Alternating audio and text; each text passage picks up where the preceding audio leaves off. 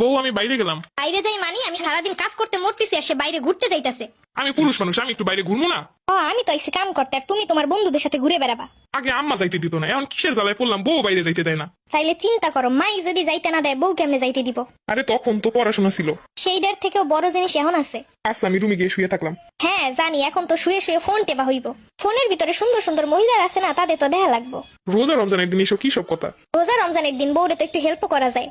রোজা থেকে এত কাম করা যায়? আমি তো একটা রোবট। বিয়ের আগের কথা সব ভুলে গেছো? আল্লাহ রে, বউ আনলাম না বিলে আনলাম কিছুই বুঝতাছি না। আচ্ছা একটা কথা কও তো, তুমি এরকম রিনা খানের মুডে থাকো কেন? তোমার জন্যই তো রিনা খান হওয়া লাগে।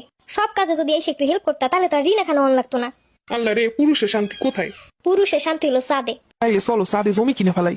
চাঁদে যাওয়ান লাগবো না, ইফতারি পরে মার্কেটে যাব। রোজা রেখে ইফতারির পর কি মার্কেটে যাওয়া যায় নাকি? ক্লান্ত লাগে না? এখন তো দুর্বল লাগবোই। এতক্ষণ বন্ধুদের সাথে ঘুরতে যাওয়ার খুব এনার্জি ছিল। ঈদের মার্কেট করণ লাগবো, একটাও কথা শুনতে চাই না। আমার কাছে কিন্তু মাত্র 2000 টাকা আছে। কেন এখন বন্ধুরা কই গেছে? যাদের সাথে সারাক্ষণ গিয়ে গল্প করো তাদের কাছ থেকে 10,000 ধার আনো।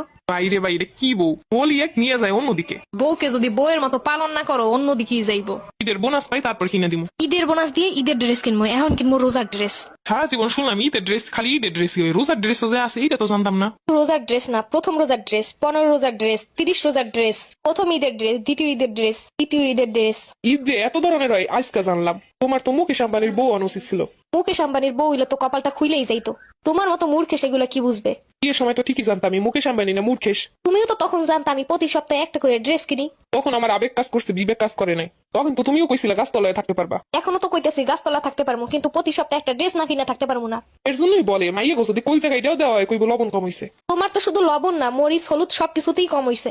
এখন তো এগুলাই মনে হইব। কথা আছে না, যার জন্য করি চুরি সেই কয় চোর। আরো কথা আছে, চোরের মার বড় গলা।